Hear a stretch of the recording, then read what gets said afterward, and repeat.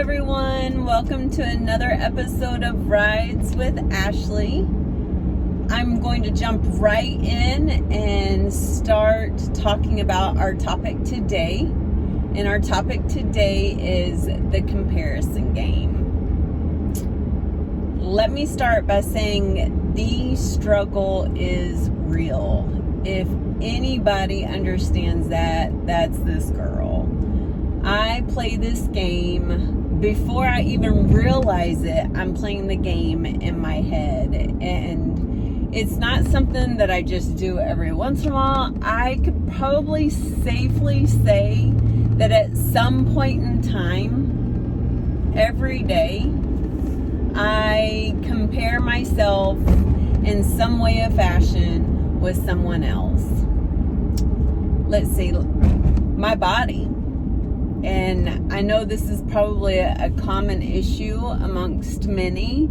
I compare my body to other people. I'm not thin enough. My stomach's not flat enough. I still have a lot of jiggle. I love to work out. So when I see other women that work out, when their legs look great and their arms look great, I compare myself all the time to them. My job, crazy enough, I compare myself to my old self with my job. I know that our jobs take us in different directions, and especially in the military, you never know. But I compare it to what it used to be and how I used to feel about when I went into work or the job that I did. I've compared myself to other people that may make more money, or in my head or in my mind, I feel like has an easier job. Let's see, my life, guys. Who hasn't, if you have kids out there, who hasn't compared your kid to another kid that you felt like was more behaved and or better mannered than your kid? Or growing up in the high school age, you felt like you were never going to get through your kid's head, but like your best friend's kid was a perfect angel. Or your husband or boyfriend didn't do what your friend's husband or boyfriend has done, or clean the house or did the laundry, or things that I may not have. I've compared, why is their house bigger than mine, or I wish I could have that new car. We play it literally every day in every aspect of our lives. You watch it on TV, you can see things on TV and compare yourself. If you're just walking around the store, I've compared my grocery basket to someone else's grocery basket. I mean, it's sad. And the worst place, the number one worst place, and we all know it, go ahead and say it, social media. Social media is probably where we fall into this trap the most. When we see other people's life and compare it to ours. What this causes is several things. Number one thing that it causes for me is a low self-esteem. When we tend to compare ourselves, we end up getting down on ourselves and act like we're not good enough. And I am probably number one guilty of that, and holding it in and just subconsciously causing myself to have a low self-esteem.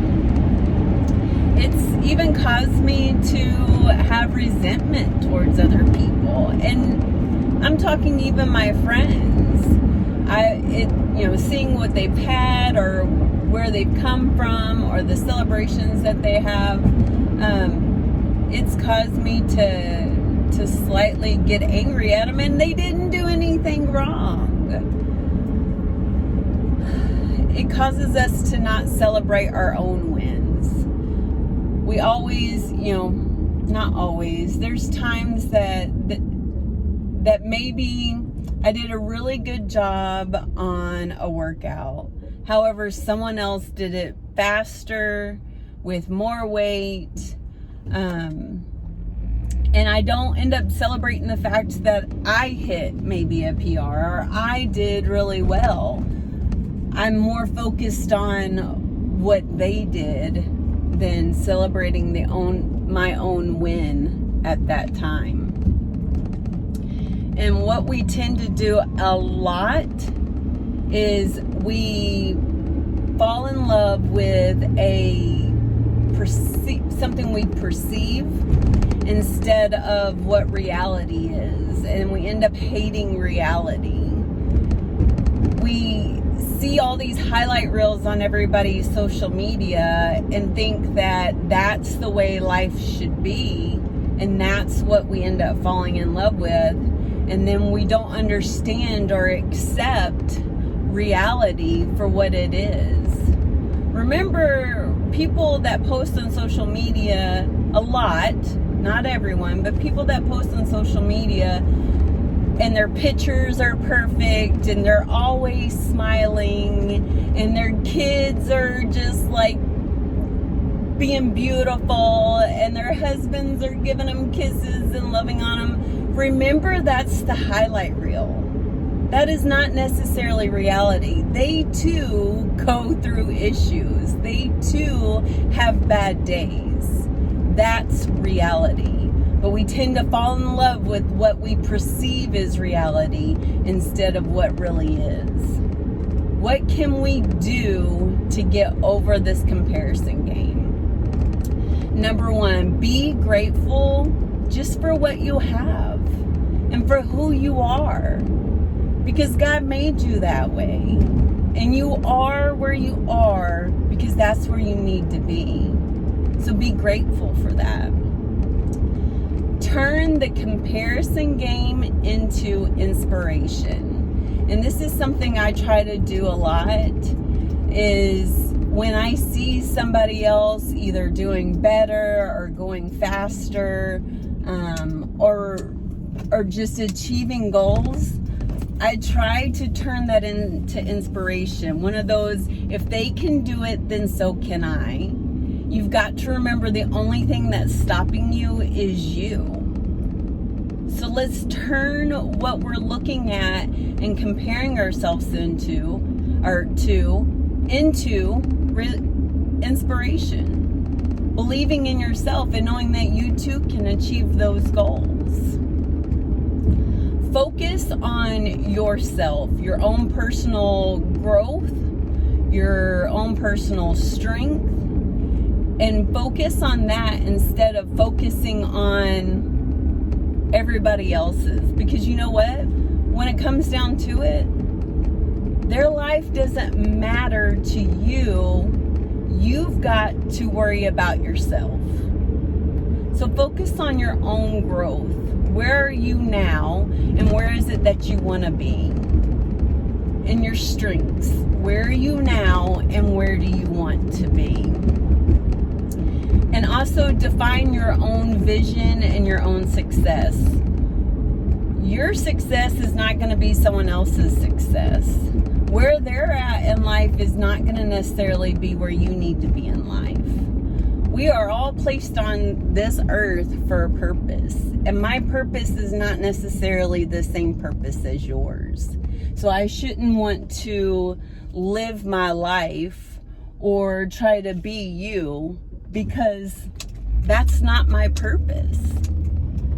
So, to wrap all this up, when we start playing the comparison game, be grateful for what you have and who you are. Turn comparison into inspiration. Work on your growth, your strengths, and find your vision of success and your vision of happiness. Well, that's all I got for you today, guys. Please go out there and subscribe, share, and like. Thank you. See you later.